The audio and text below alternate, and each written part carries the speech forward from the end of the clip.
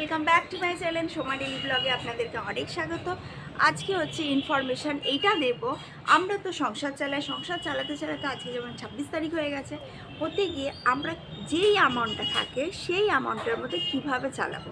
তো আমার এখন কি অ্যামাউন্ট আছে, আমি এখন কতটা অ্যামাউন্ট রেখেছি, তার মধ্যে কতটা বাজেট করব, মানে জমানোটা তো আছে, ঠিক আছে, হাউ টু সেভ সেটা তো কিভাবে সেভ করছি সেটা তো আছে, কিন্তু কি যেইটুকুনি আছে যদি আর না ব্যাংক থেকে তুলতে হয়, তাহলে যেই টাকাটার অ্যামাউন্ট আমি কি বাজেট করব, সে বাজেট হচ্ছে মানে আমি একটা লিস্ট করেছি, সেই লিস্টটা আপনাদের সাথে শেয়ার করব।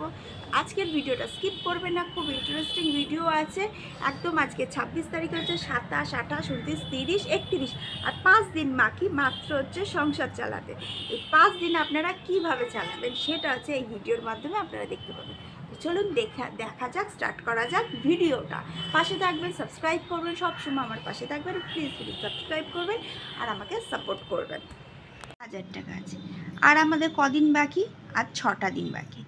এই 6টা দিন 5টা দিনের মধ্যে আমরা কিভাবে 1000 টাকাটা খরচা করেও মানি সেভ করব, মানে হাউ টু সেভ মানি। তো চলুন স্টার্ট করা যাক। ফার্স্টে দেখুন, মাসের 25 তারিখ আসে, তখন মনে হয় কিভাবে 1 তারিখটা আসবে, মানে একটা টেনশান হয় না আমাদের যে 1 তারিখটা কিভাবে আসবে। তখন কিন্তু আমরা কি করি, একটা টেনশানের মধ্যে থাকি যে 1 তারিখটা এলেই আবার হচ্ছে আমরা নিজেদের খরচাপাতির দিক থেকে হিসাব রাখতে পারবো, আর হচ্ছে কি আমরা টেনশান ফ্রি হব। কিন্তু তার আগেই আমাদের টেনশান ফ্রি থাকতে হবে। আমাদের এই সমাজে মধ্যবিত্ত পরিবাররা যাদের মাসের শেষে সংসার চালানো অসম্ভব হয়, মাত্র হয়তো তার কাছে 1000 টাকা আছে, মানে সবার লাস্টে হয়তো তার কাছে দেখা গেল আলমারির মধ্যে 1000 টাকা আছে, তাহলে আর বাকি রয়েছে 5 দিন 6 দিন কীভাবে চালাবো, তাদেরই কিন্তু টেনশান হয়। সেই তাদের জন্য ভিডিওটা, যে কোনো টেনশান না করে একদম 1000 টাকায় 6 থেকে 5 দিনের মধ্যে কিভাবে চালিয়ে দেবেন। দেখুন 26 তারিখ আজকে, 6 দিন বাকি, 1000 টাকা আছে, কিভাবে চালাবো, সেভ করব কিভাবে, মানে চালাবো আবার সেভও হবে এতে। দেখুন ফার্স্টে কি শুক্রবার, আজকে শুক্রবার, চিংড়ি মাছ 300 গ্রাম 75 টাকা, আলু হচ্ছে 500 গ্রাম 20 টাকা, মানে 40 টাকা করে।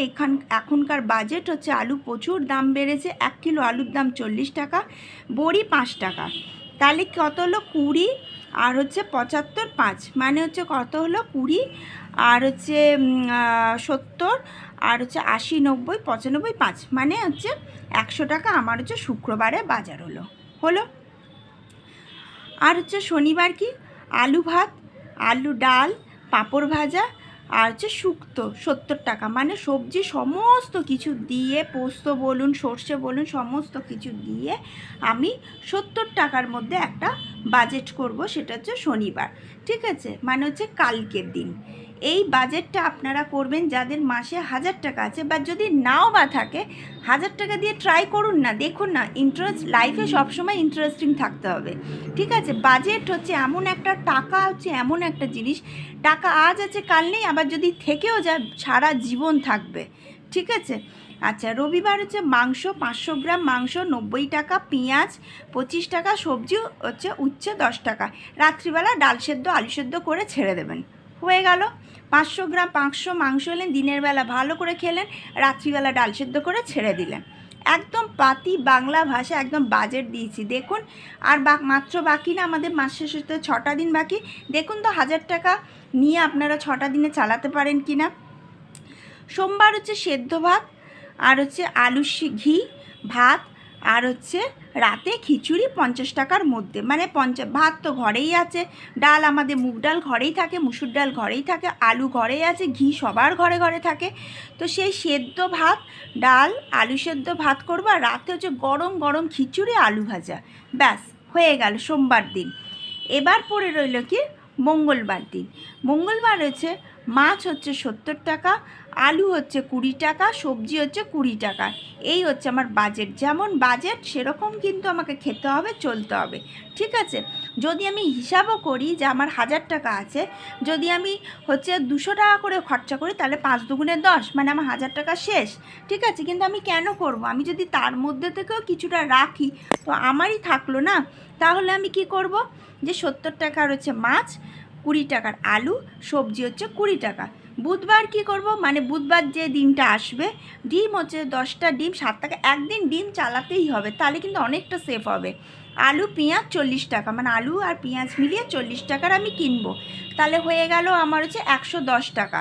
ঠিক আছে, এবার রইল টোটাল খরচ, শুধু খাওয়া খরচা। আমি কিন্তু এখানে বলিনি যে তেল মশলা, তারপর হচ্ছে কোনো হাত খরচ কিছু না, শুধু জাস্ট হচ্ছে বাজার খরচ, মানে ডেলি বাজার খরচ হয়ে গেল কত, 565 টাকা।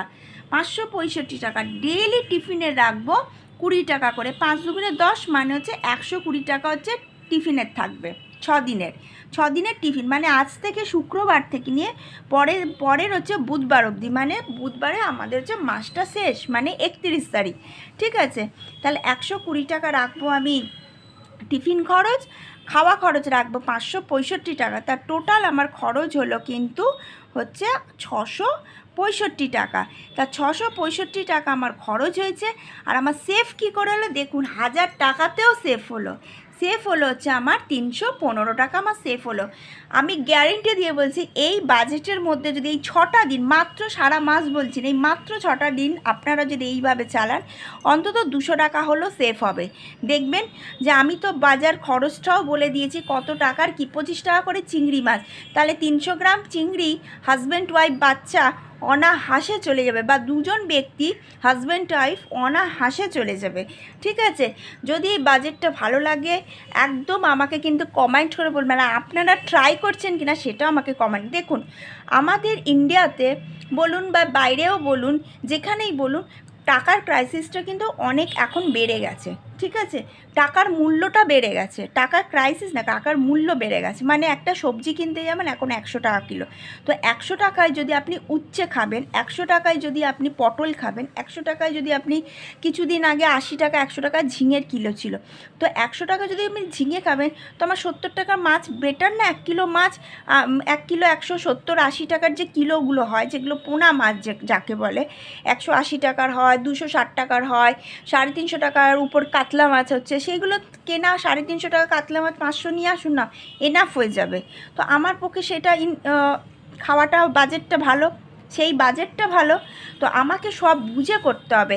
কেন, টাকা হচ্ছে কেউ যদি 10,000 টাকা মাইনে পায়, কেউ যদি হচ্ছে 50,000 টাকা মাইনে পায়, তাকে কিন্তু এই বাজেটের মধ্যেই চলতে হবে। তার কিন্তু মাইনেটা আমার হচ্ছে বাজেটের খরচা, মানে সবজির দাম, ধরুন হচ্ছে মাছের দাম, এগুলো বাড়ছে, মানে এই না যে আমার কিন্তু স্যালারিটাও বাড়ছে। ঠিক আছে, আমার স্যালারি কিন্তু স্যালারির জায়গায় আছে, জিনিসের দাম বাড়ছে, সেই জন্য সব কিছু মেনটেন করে চলতে হবে। এই বাজেটটা আপনার যা দিয়েছি প্র্যাকটিক্যালি আজকে 26 তারিখ থেকে নিয়ে একদম 31 তারিখ পর্যন্ত মাস শেষ, এই মাসের শেষের এই বাজেট লাস্টে আপনাদের দিলাম। ভিডিওটা ভালো লাগলে লাইক শেয়ার সাবস্ক্রাইব অবশ্যই করবেন, আর দেখবেন আমাকে কমেন্ট করে বলবেন কাল থেকে আপনারা এই বাজেটে চলছেন কিনা।